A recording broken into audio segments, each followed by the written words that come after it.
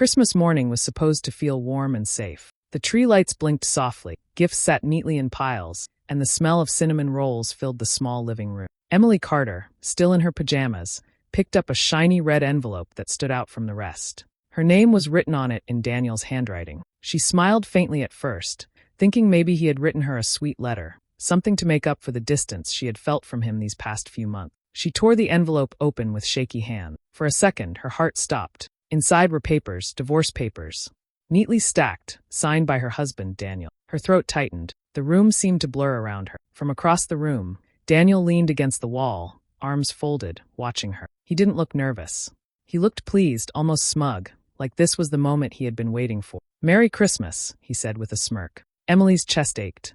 She wanted to scream, to ask why, to demand how he could choose this day of all days. But she saw the way he was studying her face, waiting for the tears to fall. He wanted her broken. He wanted her to beg. Her fingers trembled, but she forced herself to breathe slowly. She slid the papers back into the envelope and set it down on the floor beside the tree. Then she looked at him, straight into his eyes, calm and steady. "You really thought this would crush me, didn't you?" she whispered. Daniel raised a brow, almost amused, expecting her voice to crack. But it didn't. Instead, Emily leaned forward just a little and said, with a quiet strength that surprised even her, "You'll regret this." The room fell silent. The tree lights kept blinking, the cinnamon rolls still baked in the oven, but everything had changed. Christmas morning wasn't about gifts or family anymore. It was about a promise. Emily wasn't going to break the way Daniel expected. She was going to rise. And deep down, for the first time in years, Daniel looked unsure.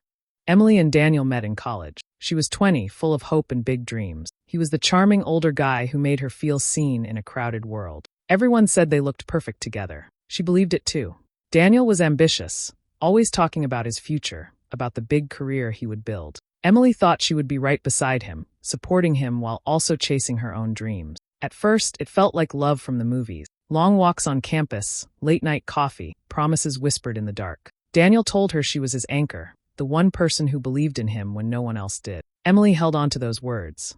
When he asked her to marry him right after graduation, she didn't think twice. She thought she was saying yes to forever. The first years of marriage weren't bad. They were young, broke, and still figuring life out. But Emily thought they would get through anything as long as they had each other. She wanted to start a career in writing, maybe work for a magazine or publish stories, but Daniel had just begun climbing the ladder at his law firm. He said he needed her to be patient, to put her dreams on hold so he could focus on him. "Once I'm established, you can do anything you want," he had told her. Emily believed him. She took small jobs here and there, but most of her energy went into supporting him, managing the home, keeping him comfortable, making sure nothing distracted him. Slowly, though, things began to change. Daniel wasn't as warm as he used to be. He started coming home later, brushing off her questions with short answers. When she tried to talk about her own goals, he dismissed them. "We don't have time for that right now," he'd say. "Let me get us to where we need to be first." The more successful Daniel became, the less he seemed to value her. What once felt like love began to feel like control.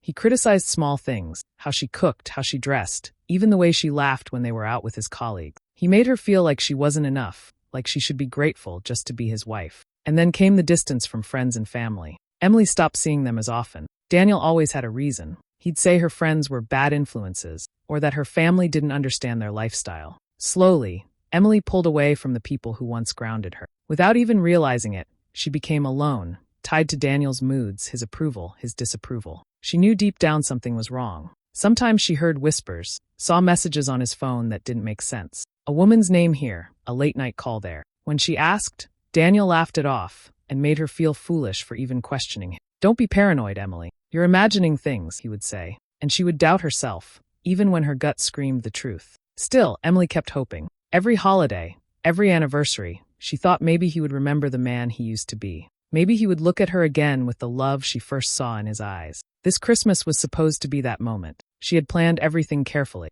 The decorated tree, his favorite breakfast, even a small gift she thought would touch his heart. She wanted to believe they could start over. She wanted to believe love could still be saved. But instead of love, she got humiliation. Instead of a gift, she got divorce papers. Emily sat there on Christmas morning, staring at the envelope, realizing the man she gave everything to didn't just want to leave her. He wanted to see her broken. All those years of sacrifice meant nothing to him. The girl who had once believed in forever was now standing at the edge of an ending she never imagined. In that moment, something inside her shifted. She had lost trust. She had lost respect, and whatever small piece of love was left, it died when Daniel smiled at her pain. Emily had nothing left to lose, and that, she would soon realize, was her greatest strength. 2 nights after Christmas, the house still smelled faintly of pine and burnt candles. Emily couldn't sleep, so she walked downstairs to make tea. As she reached the kitchen, she heard voices drifting in from the living room. Daniel had his friends over, 3 of them sitting around with beers and laughter spilling out like the world was theirs. Emily froze when she heard her name. Daniel's voice carried over the noise, loud and cocky. You should have seen her face when she opened the envelope. Priceless. She looked like a lost puppy. The men laughed. One of them clapped and said, "Man, you actually did it on Christmas? That's cold." Daniel grinned, his voice proud. "Of course I did. We had a bet, remember? I told you she'd cry the second she saw those papers. She always cries. She's soft, she's weak. She doesn't know how to survive without me." Emily's chest tightened, but she pressed herself against the wall, forcing herself to stay quiet. Every word hit like glass cutting her skin. A bet? He had turned her heartbreak into a game. "Trust me," Daniel went on, his tone dripping with arrogance. "She'll come crawling back. She'll beg me to reconsider. Emily doesn't have a life without me. No money, no career, no backbone. She'll realize she can't do this alone, and then I'll really have the upper hand." More laughter followed. Emily's hands shook, but she held the teacup tight so it wouldn't slip. Her first instinct was to burst into the room and scream at him, to show his friends he wasn't the clever man he thought he was. But something stopped her. She pictured his smirk, the way he wanted her to fall apart in front of others. That was what he expected. Instead, she turned and tiptoed back upstairs, every step heavy with anger. In the quiet of their bedroom, she sat on the edge of the bed and let the truth sink in. Daniel hadn't just fallen out of love. He hadn't just grown distant. He had humiliated her, reduced her to a joke. The tears came, hot and fast, but only for a few minutes. Then, slowly, something new rose in her chest. A fire she hadn't felt in years. Emily thought of the girl she used to be, the one who dreamed of writing, who had friends, who laughed without fear. She realized Daniel had buried that girl under control and manipulation. He wanted her to stay small because it made him feel big. He wanted her to cry because it made him feel powerful. But what if she didn't? What if, instead of crawling back, she stood taller? What if she showed him that the woman he thought was weak could be stronger than he ever imagined? Emily wiped her cheeks and stared at her reflection in the dark window. "You'll regret this," she whispered again, this time not to him, but to herself as a promise. That night, she began to think differently. She started noticing the small details she had ignored before. The bills Daniel left on the counter, the phone numbers hidden under fake names, the strange withdrawals from their joint account. She didn't know exactly what she would do yet, but she knew one thing for sure. She wasn't going to leave quietly. Daniel thought the bet was his victory. He thought he had broken her down to nothing. But Emily had just decided the game wasn't over. It was only beginning.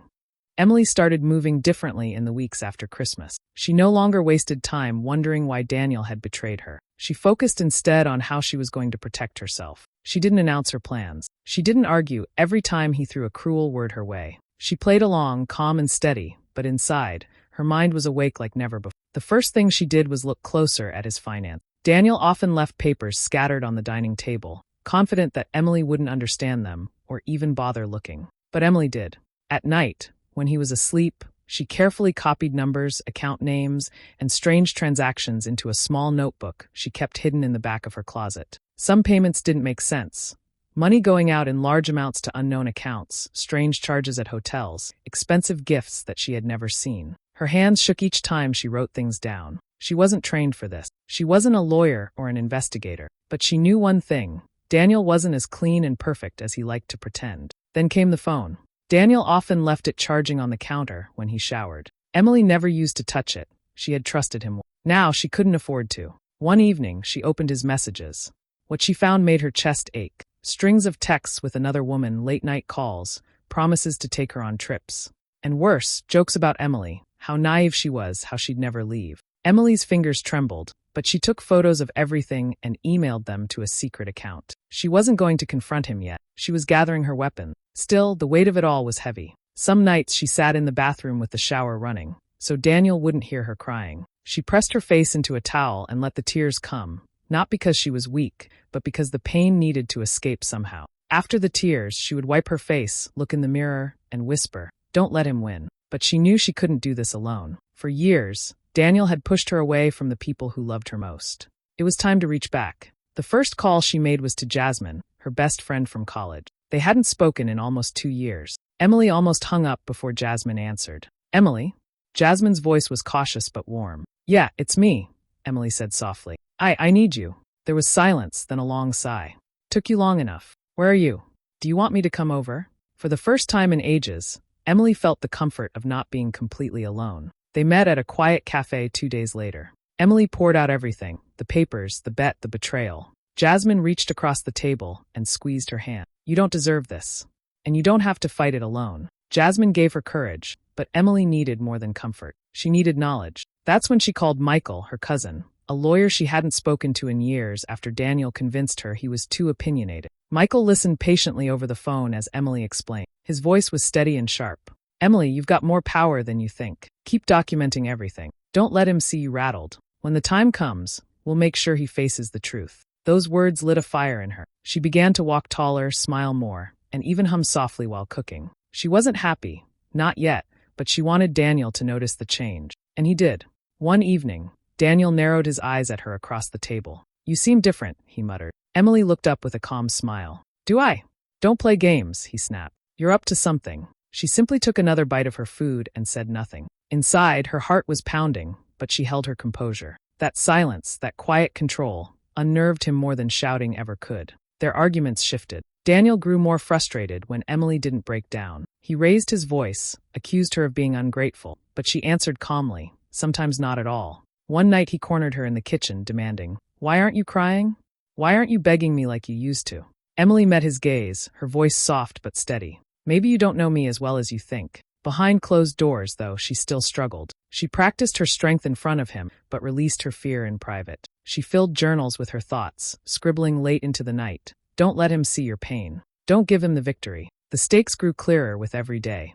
If she failed, she wouldn't just lose Daniel. She could lose her home, her money, even her dignity. He wanted to strip her of everything, to make her an example of what happens when you defy him. But Emily wasn't going to let that happen. She had started as a woman blindsided by betrayal. Now she was becoming something else, calm, prepared, waiting for the right moment. The fear was still there, heavy like a stone in her stomach, but it was mixed with something stronger. Determination. And Daniel, though he wouldn't admit it, was beginning to sense that the woman he thought he controlled was slipping from his grip.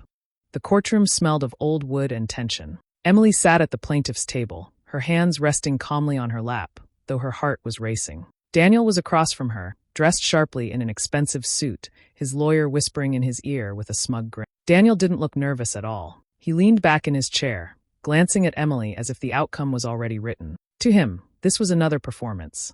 Another chance to humiliate her. When the judge entered and the trial began, Daniel's lawyer spoke first. His voice was smooth and confident as he painted Emily as a dependent wife, someone who had contributed little, someone who deserved as little as possible in the divorce. He even hinted that Emily was unstable, saying Daniel had shouldered the burden of her emotional fragility for years. Emily sat still, her face unreadable. Every word felt like an insult, but she refused to flinch. Daniel's eyes flicked toward her, searching for cracks, waiting for the tears. None came. Finally, it was her turn. Michael, her cousin, stood beside her, firm and steady. Your Honor, he began, the story you've just heard is incomplete. Today, we intend to show the truth. He handed a folder of documents to the judge. Inside were months of bank statements, proving Daniel had hidden money in secret accounts.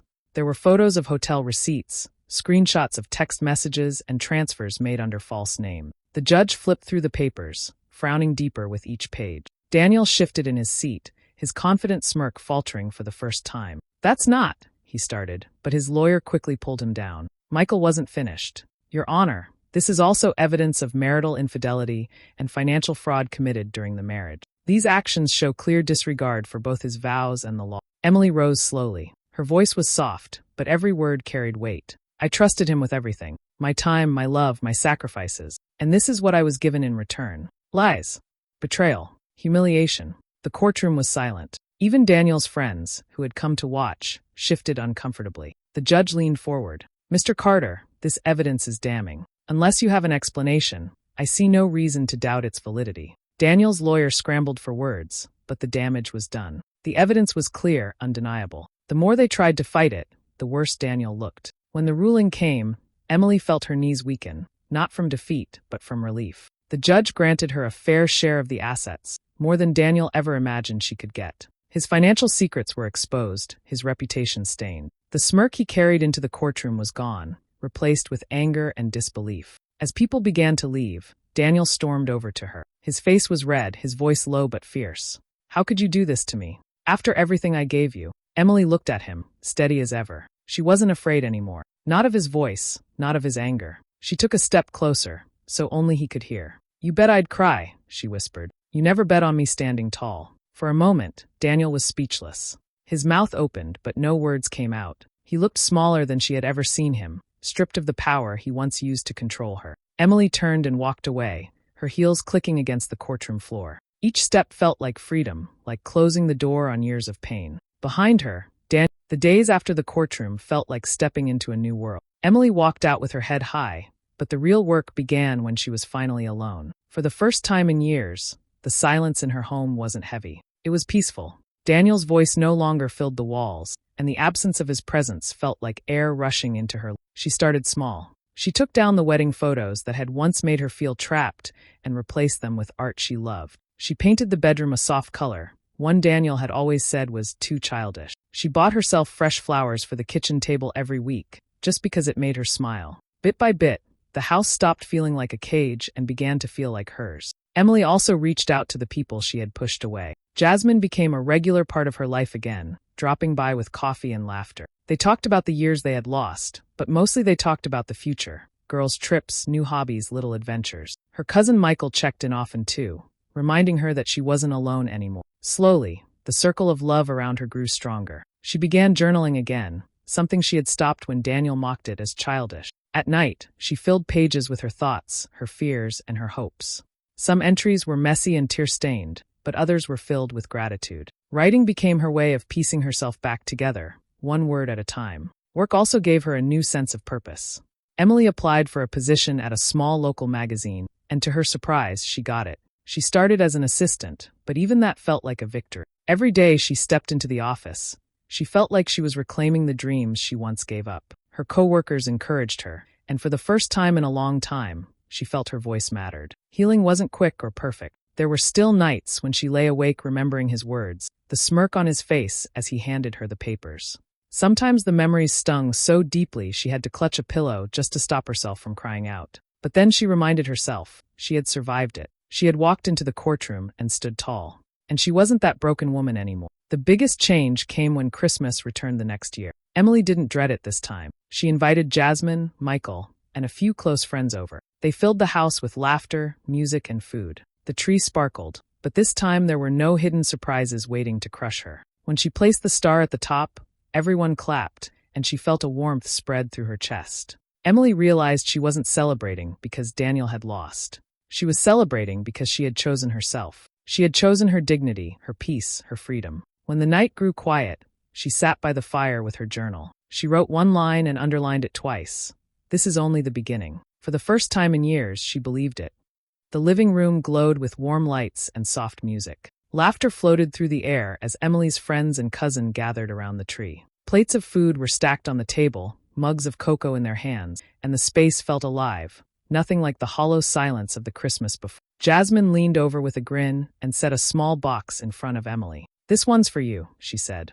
Emily froze for a moment, staring at the package. A year ago, an envelope had changed her entire life. For a heartbeat, the memory returned. The sting, the humiliation, the pain. Her hands trembled, but she forced herself to breathe and reached for the box. Slowly, she pulled off the wrapping paper. Inside was a plain white card folded neatly. She opened it and read the words written in familiar handwriting. "You survived." Emily's chest tightened, but not with sorrow. Her eyes filled with tears, but these were different. These weren't tears of weakness or shame. They were tears of strength, of pride, of proof that she had walked through the fire and made it out whole. Her friends cheered softly, raising their cups toward her. Michael gave her a nod of quiet approval, and Jasmine squeezed her shoulder. Emily smiled through her tears, the glow of the lights reflecting in her eyes. She held the note close to her heart and whispered, almost to herself, "He bet on my pain. I bet on my future. And I won." And for the first time, the words didn't feel like a promise. They felt like the truth. Here's a clean 70-word outro written for the divorce papers at Christmas Story, in the same viral style you asked for. Hey besties, thanks so much for watching till the end. Emily's husband bet she'd cry when he gave her divorce papers on Christmas. But instead, she stood tall, exposed his lies in court, and built a new life filled with love and strength. If you enjoyed this story, don't forget to like, share, comment, and subscribe for more dramas like this. See you in the next one. Bye.